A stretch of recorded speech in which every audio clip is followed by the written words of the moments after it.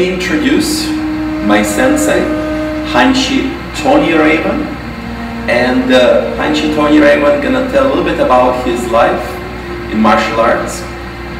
He's 80 years old, and over 70 years he was doing Judo and Ju-Jitsu. So Hanshi Toney, please tell us when you were born. I was born July the 11th, 1932. Where? In Pine Bluff, Arkansas. It's a little bitty place.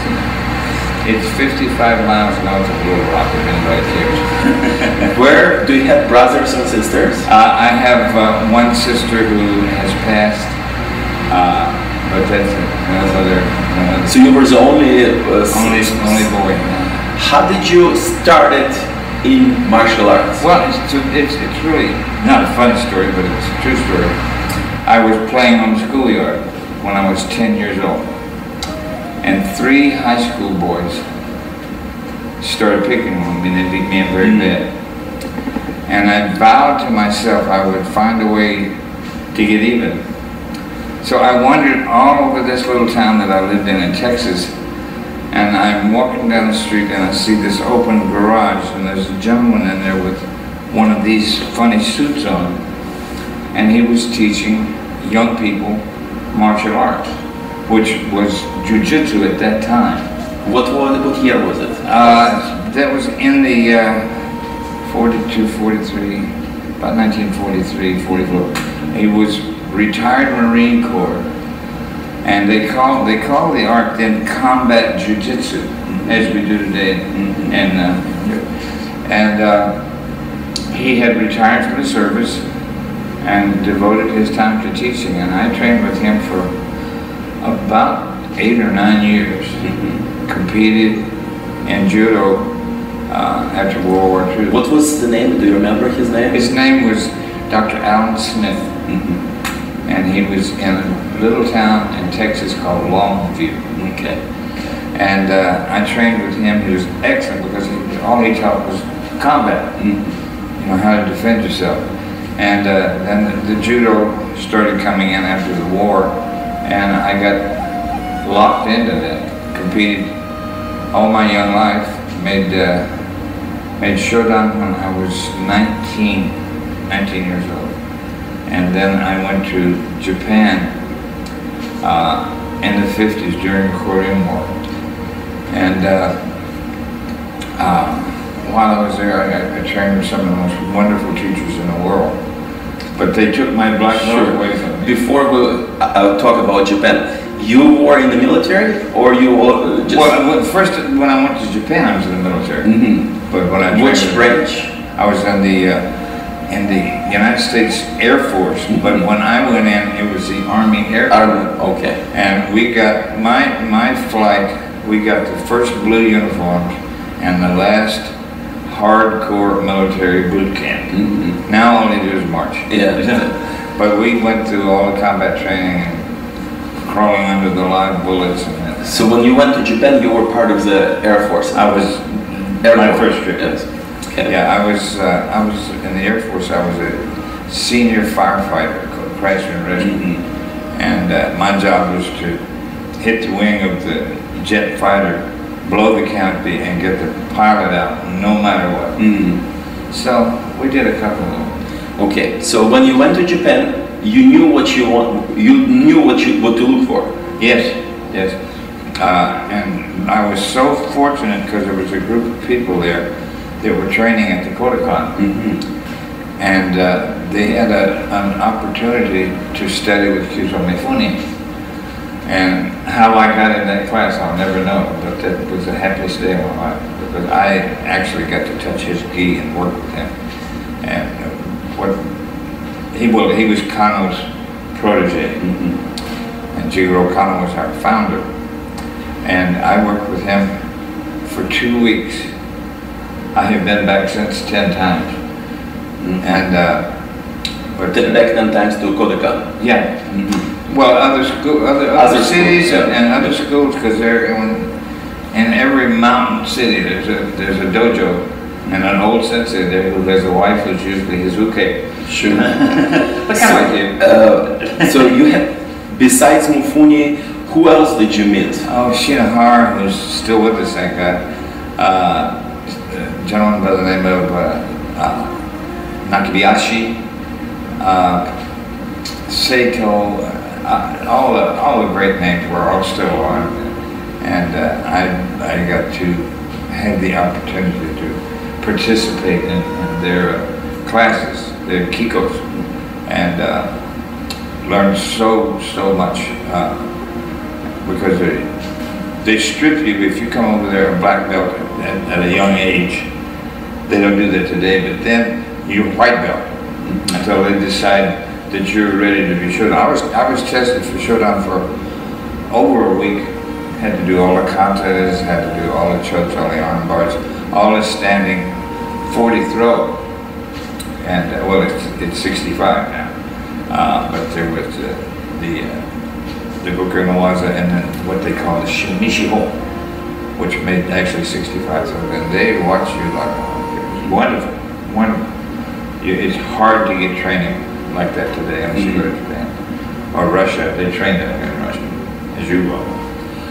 Did you have a chance in those years, the early 50s, to cross with Hal Sharp at the time? Oh, Hal, yeah. So did you had a chance to cross with him at that time? Well, he was there. I met him. Gene Lovell was there also, and I met Gene. I met Gene right after he came over. He had won the senior nationals in this country for the second time, and he participated in a tournament that I participated in.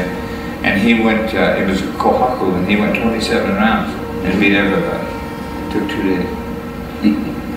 But Gene's a bad boy. I love him to death. And Hal was the only American that had ever coached a Japanese team in the Kodokan.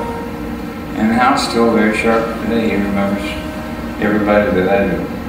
So what happens next? After you travel, come back to Japan about 10 times, traveling, learning from different schools, what did you do next? Well, I got out of service in '54, and I didn't start teaching right away. I went to several dojos throughout the country.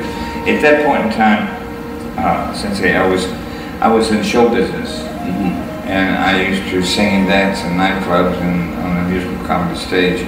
And whenever I traveled, I had my wardrobe in one hand and my judo gi in the other.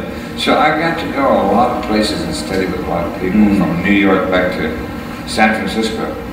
And so many wonderful, wonderful teachers we had in those days.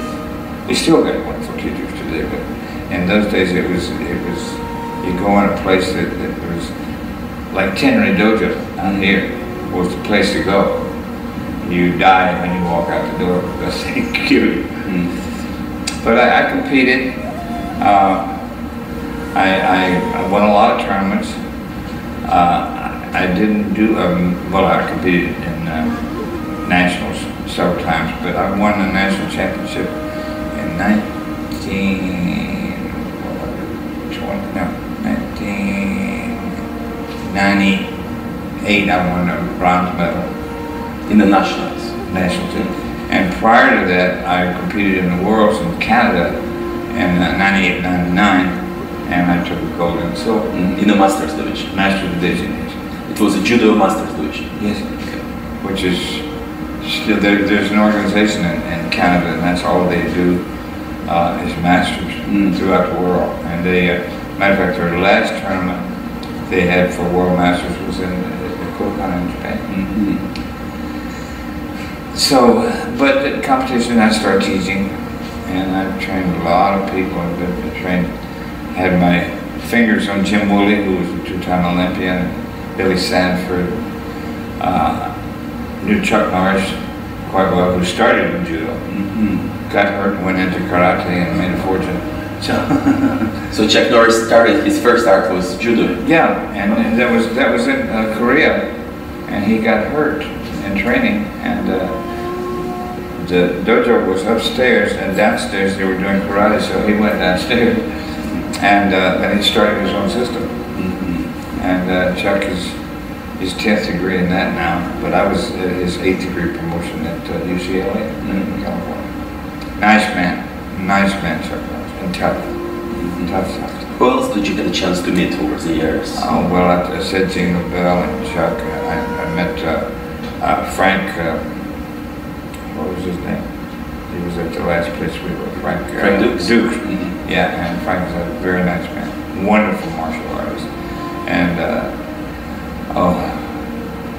Neil Olenkamp and Gene, there's so many. I'm terrible with names. I only remember my Japanese.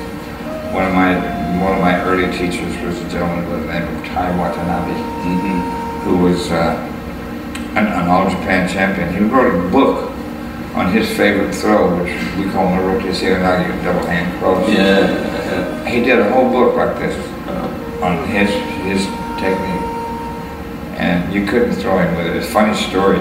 I was working out with my sensei one day, and we got to this part of the day when we do randori, which is free fight. And I'm working with him, and I slipped him into his throw, and I started to deal the throw. And as he's coming over, he chokes me out, and I'm on the floor, and he said, "Tony, get up!" True story. He choked me out on the floor. But there's so many. We finally, this year, in the Olympics, took our very first gold medal, which the young lady that won did a beautiful job. And that's the first time since 1964. Wow. But the reason for that is the other reason that the Russians excel and the Japanese excel, because all of their people that compete, they train all the time. They don't do anything else. Their government supports them. We don't have that here. Our kids have to get up, go to school, go to work, and try to get 3 or 4 hours a week in, and they have no financial backing. Except at the Olympic Training Center, I think they make like $700 a month, which is nothing to try to live on. Yeah. These days. Did you have the chance to meet Sensei Ishikawa when you were in Japan? Ishikawa, yes. Yeah. What are your experience when you met him? Well, it was just, I mean, he was in a session that I went to, and he introduced it, but I didn't get to spend a lot of time with him. I spent more time with Chuck Norris and Bruce Lee. Bruce Lee was a wonderful martial artist. Did more for martial arts in the United States than practically anybody. And Carradine, which Carradine beat him out of doing the show here. He was supposed to do that, but they put it on that mark. But still, in the United States, our people don't know about judo. They know about jiu-jitsu because of the professionalism that they're doing now in the UFC and that kind of thing. But they're wonderful arts, and they're so good for children. When you were a performer, what kind of performance, what kind of dancing did you do? I used to sing, and I did. Used to sing? Yeah. I did. I studied ballet for years and years and years, but I never got the strong turnout that dancers need to get that full split. So I did mostly American jazz, tap, a little bit of ballet, ballroom dancing, but I did one Broadway show, a show called A Day in the Life of just about everyone. We opened and they closed us in 7 days. But the show was good. We played it off Broadway for about 4 months, took it back to Houston, Texas, but the critics didn't like the author. And so they panned the show. So for how many years did you travel and did shows? My whole life. All your life? So you were a showman? Yes, that was my profession. And then I danced and I taught. I had my own schools in Texas. And I didn't have any Olympians in that, but I had some pretty good throws. But it's amazing because there's not anything that we do in our judo and a lot of our jiu-jitsu that I can't show you a dance move. And it's amazing. Somebody was going to do a throw that we call Uchimata, which is in the fire reap. And it was a young lady who had been a dancer, and I told her, I said, do a chasse coupe in a high attitude. She had it. And she's still playing judo. Interesting, very interesting. What's the bright moments of your life you can remember and you want to share? The brightest moment was to meet and train with Mifune. When he shook my hand, I felt like I should never wash my hands again. Really? He was so phenomenal, especially when I trained with him. He was in his 80s, which was a short time before he passed. And I mean, he's all over the place. You can't believe how quick this man was. I got into a situation where I got to randori with him for a few moments. And I slipped in behind me like I was going to throw him, and he jumped over and stood in front of me and said, "Tayo Toshi," then he threw me with it. Wow, wow. We forgot to mention that everybody in America called Philip Porter the father of American Judo, Right. but very few people knew that he was your first Judo student. Well, he was one of, not my first, but one of the students. Yeah, I had the opportunity to teach Phil for quite some time. I met him in the service, and we were both in Armed Forces Judo. And yeah, I taught him a few things, and he always used to tell me, he says, "Tony, you're more Japanese than Japanese." he asked me about a throw once in a clinic. It's a throw called Ashiguruma, and I'm walking through the dojo, and he's teaching some people, and he said, "Raven-san," he said, "tell me very shortly about Ashiguruma." I said, "It's the same thing as Hizuguruma Yuji-Ofu," and he says, "I rest my case." But Phil was wonderful. He did more for judo in this country than anybody, and he was not liked by too many people, but everybody went to him. There's so many people in the United States that are wearing red and white belts from the Rokudan up to 8th that came from Phil Porter. But if there was a technique that he was not sure of, he's on the phone to Japan, sending me all the literature. You're 80 years old, and you look like in a very good physical shape, and you look good. You move around. It's amazing. I remember 4 years ago when we went to Russia, you were actually teaching the techniques. You were on tatami, so that's amazing. You know. When do we get back? So it would be nice when we go next year, and you will be on tatami and show young kids something. I can still mock it. What's the secret of your health and longevity? Well, that's really, I'm glad you asked that question, because my doctors, see, I have a condition called atrial fibrillation, which is a rapid beating of the heart. Been in the hospital for 2 or 3 times, but they always bring me back to rhythm. Last time I had to do an electronic, put you to sleep and you're back.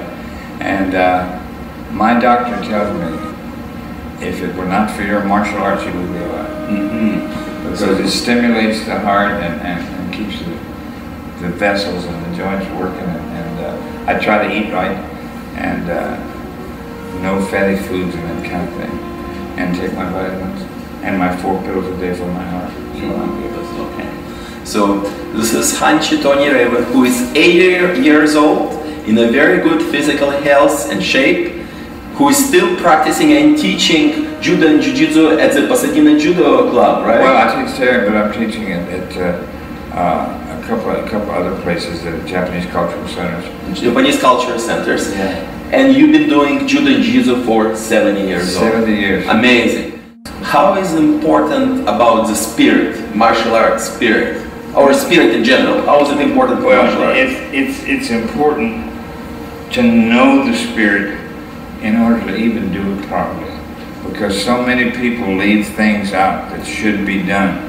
The respect and the humility and the honor, it's just so important, and that you train and you learn the language of the art and all of the techniques. Because some people say, well, I'm not going to do kata. You need to do kata. It's very, very important, because it teaches you how to play the sport. But it's so important that the rules and the regulations are followed. And some of the rules are going to be changed too, because they messed up with this one. For you, what does the dojo means and represents?